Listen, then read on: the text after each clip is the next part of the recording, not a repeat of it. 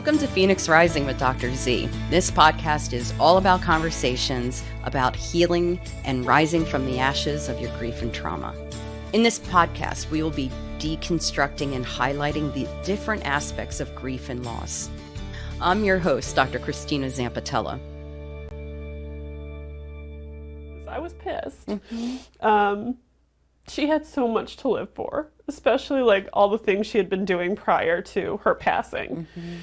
She had so much going for her, and she had really turned it around. So it was infuriating, you know, to find out that she tried it one more time, and that was it for her. That must be a difficult emotion to acknowledge.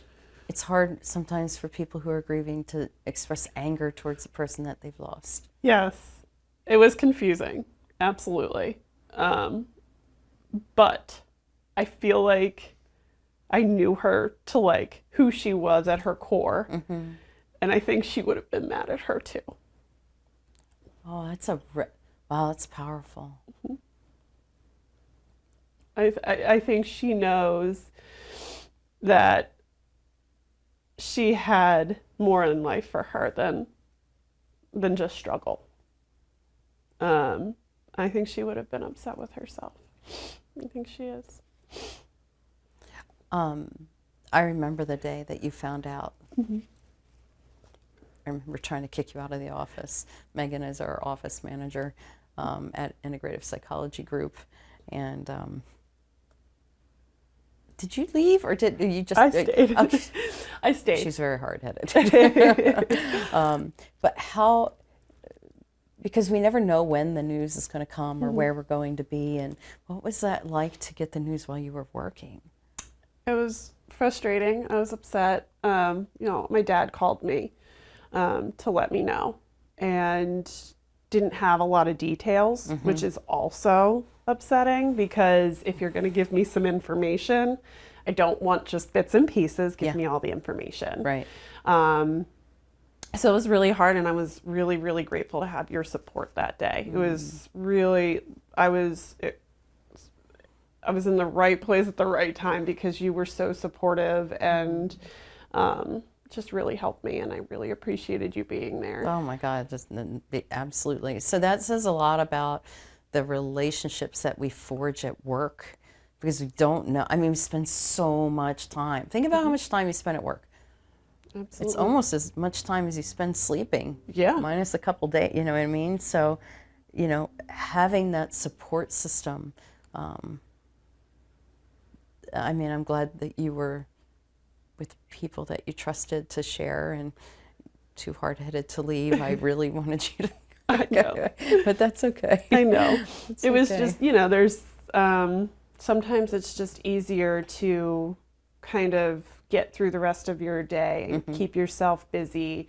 And then, you know, once I was done, I got in my car and I really, you know, I listened to the song and I let it out. And I went home and I wrote a letter to her mom. Can you tell us about that? Just letting them know that I was sorry that that happened to her. And that she was the best friend I ever had. Kind of thanking them for her. She was like the sister I didn't have, so she always kind of felt like home, is a good way, I guess, to put it. So it was hard to, you know, kind of put that together, but like there was also something super healing about it. Like, because I put like certain memories I had with her in there, and just sharing about who she was before the drug use. And that I knew who she truly was. You knew her authentic self. And that is the Holly I remember. And, you know, maybe some of her friends that came around later in life, they don't know her as that. And I got to know her as that. That's special. Very special. Yeah. So, you know, I Well, finding out at work was not my favorite. I, Yeah. was able to go home and do what I needed to do to um, just kind of begin the healing process. What's your healing process been like? Um, it's been a difficult one, but I do try and find little things as I go throughout life, and things that I think she would have enjoyed, and I just kind of take a moment to think of her. The Eagles are in the Super Bowl, which is really exciting, and she was a huge Eagles fan. EAGL. Yes, yes, she Yeah. knew that chant. And she would always, post about the Eagles, and she was really into it. Um, so, when they won the Super Bowl 2017, 2018 year, she was over the moon. I saw that on Facebook, and then she was always posting, watching the games and that. So, knowing that they're in the Super Bowl this year, it's a little bittersweet because I wish she were here, but I also just am so thrilled because, in a way, I know she is. Yeah. So I feel like, she's able to enjoy it regardless. I just wish she could have been here. Yeah. How do you feel that your life has changed since losing Holly? There's definitely, because she was one of the people on Facebook that I always looked forward to kind of seeing where she was next, what types of things she was doing, and how she was moving forward in a positive way with her life. So I was always excited for that. And I don't get that anymore. I don't get to look at her feed and see her updates. So I miss that. And I miss her commenting on my stuff. Yeah. Even though we weren't super close as adults, I really, really, really miss just that, social media connection that we had. Because I also knew it ran deeper than just social media. Like in our hearts, like we just cared for each other a lot. And I know that. I think it's amazing how our technology has led to, we've got a very mobile society. People don't stay put all the time. But through things like Facebook and memorial pages that they have out there, we're able to remain in contact with people that otherwise we probably wouldn't have, a long time ago. So it sounds like that was a way that you guys were able to remain connected, even though you weren't able to remain close to her because it didn't feel safe to be close to her any longer. Yep, absolutely. And you're right. I don't think that we would have stayed in touch had it not been for social media. So, I'm just really, it's nice to have the technology and to be able to connect in that way. Because I feel like, I wonder how I would feel now had I not been able to connect with her that way. That's a good point. Where she'd been kind of gone before she was actually very much out of your life, when you weren't reminded that she was still around. Exactly. It's hard to know. There's so many what ifs that come with grief, isn't there? Absolutely. Like, what if this, if only that? It's just such a natural part of the grieving process. Yeah. And so tell me, as a result of losing Holly, do you feel like you've learned anything? Or have had any kind of life lessons, or have changed in any way, in a positive way? I feel like I am less likely to just wait around so a few days before she had passed, a weird thought had entered my head and I was going to reach out to her, but I didn't. Now when I get those thoughts, I just act on them. If I get it, hey, text your dad, I text my dad. So you've increased your intuition. Yes, I have allowed myself to follow through with it. And follow through with it. So not only have your intuition, but actually do something with it. Yes. Okay. Yep. Yeah, because that is a what if for me, a big one. Yeah. Why didn't I, like, it was right there. So Right. it was like the weekend of, why didn't I say something, you know? Yeah. Why didn't I just say, hey, like, would that have changed anything? I don't know. Yeah. So some regret there. Mm-hmm. Have you ever considered writing a letter to her? I have considered it. I think I should do that. Yeah. Yeah. Sometimes it can be really powerful to have her write you a letter back. Not that I'm here being your therapist, which I am being your therapist right now, but there's a powerful having when we don't have the opportunity to have that final goodbye. Mm-hmm. Speaking from experience, both personally and professionally, to have that opportunity to say the things that you wish you would have said, Mm-hmm. to open up a dialogue in the only way that we can to maintain a connection, but also to say those things that it sounds like you're carrying still quite a bit, Mm-hmm. and to organize those thoughts in a way to get them out on paper and to be able even maybe to do something with those letters, or whether or not you keep them or you do a ritual with them or something like that. Maybe find a way. I mean, you found it so valuable to write to her mom and her brother, Mm-hmm. that I wonder if that might not be something. And please don't feel, pressured to do it, but I guess it just No. popped in my head. You found it so valuable. Well, when you said organized, like, and that's, I do feel pretty jumbled about all of it. Yeah. And there's like bits and pieces and just how, the relationship between Holly and I, how we were when we were young, and then, there was this falling out, and then there was a little bit of reconnection, and it was just like a lot of confusion. So I feel like to organize, I think that's absolutely. I know how much you like organization. It's hard because it's a heck of a lot different than trying to organize your desk. Mm-hmm.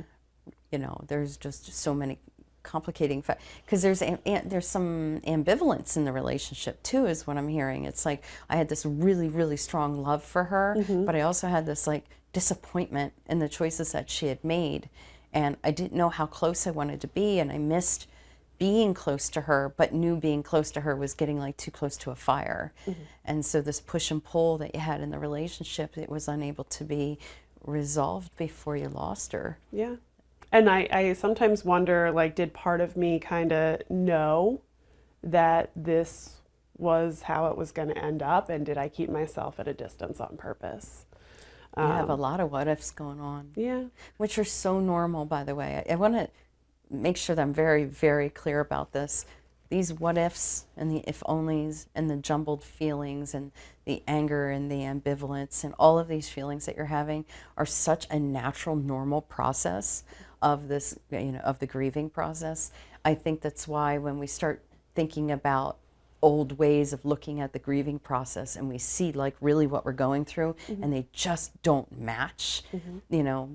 Like we run the risk of saying, oh, I'm not doing this right, or, it's been almost a year, so I should be at a certain point. That's just not how this works. Right. Every single loss, every single person. I could have lost a person, a friend of mine, just like you, on the exact same day, who was a childhood friend and the whole 9 yards, and you will never hear me say, I know exactly how you feel. Right. Because I don't. There's too many mitigating factors, just too many unique factors that makes every single loss completely different. Absolutely. When you're deprived of somebody that you love so much and a memory that you carry with you. It's like you have a couple of different versions of her that you carry with you. Yes. Yeah. That seems to resonate. Yeah, absolutely. Yeah. How do you feel about this year anniversary coming up?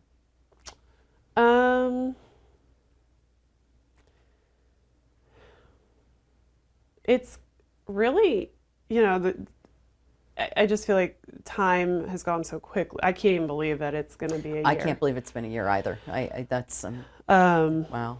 I think, you know, about things she's missed out on this last year. Like I said, the Eagles, like I think about, like she loved traveling. She would always travel with her parents. They would go lots of different places. She'd be in Mexico. She'd always be going somewhere. What trips would she have missed out on this year? Yeah. Would her and I have met up this year and had lunch? How would her job be going? Like all those things. All the futures.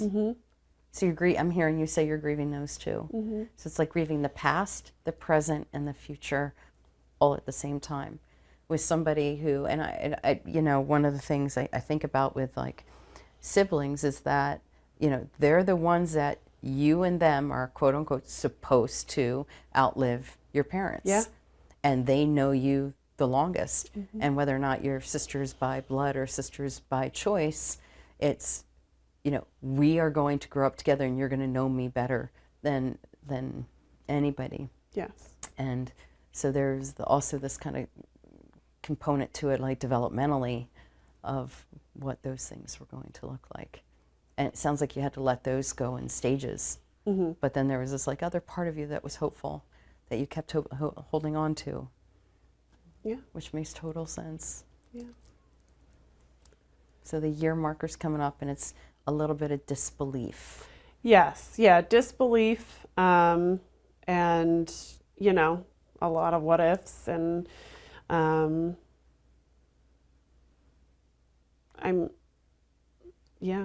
just really trying to, I just wonder a lot of how she would have turned out had she not had picked up the needle that night. Right. She would have just not. I think it would have, I would have loved to see her in her career, and she just seems so excited about it. So. It's a push-pull again, pulling into her life a little bit. And then, how do you find ways to cope with her loss? Just trying to find joy in like things that I think she would have enjoyed, or just stopping and, you know, thinking about her for a moment. I think that's, you know, how I cope. I find myself occasionally looking her up on Facebook again, and yep, just to see. Is her page still up? That's a big thing now, and it has been for a while. Like leaving people's Facebook pages up. They actually have a legacy. Did you know that? That they have, like, you can leave a legacy, and I'm just letting my viewers know this, that you can leave a person available or like assigned to your Facebook page should something happen, so that the Facebook page can be maintained.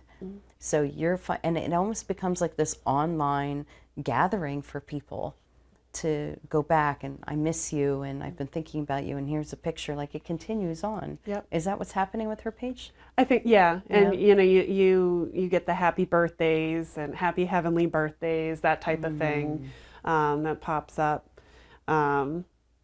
Birthdays was one thing. It was so funny when we were little. Her birthday's June 30th, and I better be right on that. Well, that's part of the story. So I was like convinced her birthday was either like before that date or whatever. And we were arguing one day, and she looks at me in the face and she goes, "Megan, I'm pretty sure I know when my birthday is." I was like, okay. But like I was always her voice, and like, you know, it was all, and so I was like, no, your birthday's this day. She's like, "Megan, I'm pretty sure I know." So that just reminded me of that. So you've got these bittersweet memories. Like I said, you're able to look back on those. So is that part of your coping skills? I think so. Yeah, definitely. I reminisce a lot. Yeah. Lots of memories are popping up right now. Yeah. They're funny, but like, they're, you know, just because we were goofballs. Do you give yourself space to talk about her to other people, or are you carrying that kind of quietly? I carry it quietly. Yeah. So what's it like right now to talk about it? It's hard, way harder than I thought it was going to be. And I probably needed to talk to someone prior to doing this, as I'm kind of seeing, because it's really hard. She was a big part of my life. She was. So She was part of your identity development. Yeah. How you understood what friendships were and how to develop closeness. And it sounds like it's gotten a little bit in the way of you being able to feel safe and allowing yourself to open up and connect to other people. So it does sound like, not that I would tell you to go to therapy, but I heard you say, maybe it would have been helpful for me to kind of work through this with somebody. Yeah. Especially somebody who knows how to deal with grief, and how to facilitate that process. Yeah, absolutely. Yeah. Yeah, and it's not too late to do No, that. definitely not too late. I think it's probably, I'm definitely going to do the letter. I think that's a great Okay. suggestion, and it might be worth it to just kind of work through this, I Yeah. think. I got lots of ideas on ways to process, but it just seemed to resonate with what you said. So, well, I'm glad to hear that you're open up to the possibility of doing that. One thing I feel like I know about you is you just, this stiff upper lip, I'm going to push my way through it, and here I go, and I'm going to work hard, and I can handle all of it, and then the migraines come, and I'm like, I think maybe A little too much. Like, I'm going to read to you this thing about burnout and getting migraines on Sundays and Mondays. But it does sound like that you're becoming more aware, because there's some stuff in there that you're not expressing, and maybe finding some additional coping skills, which I think that our viewers and our listeners should know that this is a natural process. This is not a mental illness. It is, 85 to 90% of people get through their grief in their own way, in a natural process, and unfortunately some people get stuck, but your process comes and goes. It goes in waves. It's cyclic, and when you give yourself some space to think about it, it's a little bit of a release of that. And okay, what can I do with that now? So I want to, for you, but also for anybody who's listening, is just to say what you're experiencing right now is so normal. And when I come on here with you, I kind of had like this idea of how I was going to explain everything, but that's not how everything came out. No, how is it different? I just kind of saw it coming out as like more of a story, but it's more PCer than I thought it was. It's kind of all over the place. Oh. And that's how I like the organization in my head and all that. It's difficult to talk about. It is difficult to talk about. Absolutely difficult to talk about. I think it takes such courage and your willingness to be vulnerable like that, especially somebody who holds things so close to her heart, for you to be willing to come in here and talk about this, because there's a lot of people out there that are like, I can do this. Different cultures have different expectations, but I can do this. I've got this. And I'm hearing you say, well, maybe I could have used a little bit of help in trying to process this and integrate it. Yeah. There is no resolution. Grief doesn't resolve, but you can move forward. It's just if you feel like there's some things to get less jumbled, and weave it into your narrative of your life, that can be helpful. But your openness to it, that's amazing. If that's one thing, if that's the only thing you got out of today, that's great. What do you think are 3 things that you would really hope people, I ask this to everybody who comes in here, 3 things that you would hope people would leave here, this podcast knowing or considering? I think one, obviously, really important one, if you're struggling with addiction, to reach out, get help. It's hard on the person experiencing it, but it's also hard on the people around you. So I think, definitely reach out, get help. It's your life. You gotta, gotta make the best of it. So another thing I would say is, Holly and I, we were really close as kids. And then we had the falling out, and, I found out about her passing, and for a split second, I thought, do I go and pay my respects? Because there was such a time in between where we weren't super close, that I kind of felt like if I showed up, would people be like, why is she even here? They weren't close in high school. I don't know if they thought I kind of left her or what. But go and pay your respects, because I would have regretted that had I not. And I'm so glad that I went. And I don't care what other people think, because they don't know. They don't know. So I think that's really important. And I think also just to move forward in life, but don't forget them, find joy in what they would have found joy in, and just kind of remember them. Take the time to, just be grateful for who they kind of helped shape you to be. Yeah. And just kind of reflect on that. And that can be hard, right? Yeah. Times where you want to push it away, and then other times where you want to bring it close. And I think that we can oscillate between that, bringing that person close to you and kind of focusing on the loss, and then sometimes, compartmentalizing it, putting it on a shelf for just a little bit, and kind of dealing with everyday life and kind of going back and forth between those. But to allow yourself the process of oscillating between those two, to really that kind of navigate as you're trying to heal through the process. So I just want to thank you so much for coming in, and you're just so brave to share your story, and it's still very fresh. Thank you. And being willing, believe it or not, I know you feel jumbled in your head, but that came out very cohesive in more ways than you realize. And if it's feeling jumbled up in there, then you've got some options. But I'm so thankful that you shared this with me today, and you shared this with everybody. And of course, if you ever need anything, you know where I am at. Absolutely. I do know, now I'm sitting here, I'm like, I got to put on like an early 2000s playlist on the way home today. Good for you. And I'm just going to, hopefully, I bet one of the songs is going to pop on. Absolutely. That we used to like, and just kind of. We call that, it's actually music therapy. It's an intervention. It's another one. Yeah. So if that works for you, absolutely. Look at you. You're just thinking of all kinds of ways of how can I process and cope with this? How can I chew on it and metabolize this? So they're already popping into your head. Yeah. My little problem solver over here.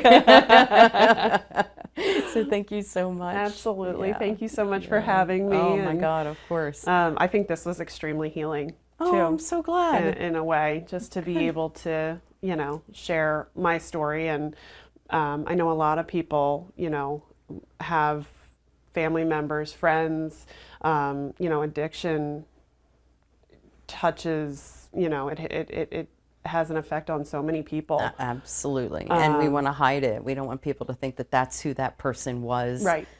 Because that doesn't capture who they were. And so we want to hide it as if it's shameful. Right. So I hear you. Yep. Just to remember that they're a person. They're not they're not their addiction.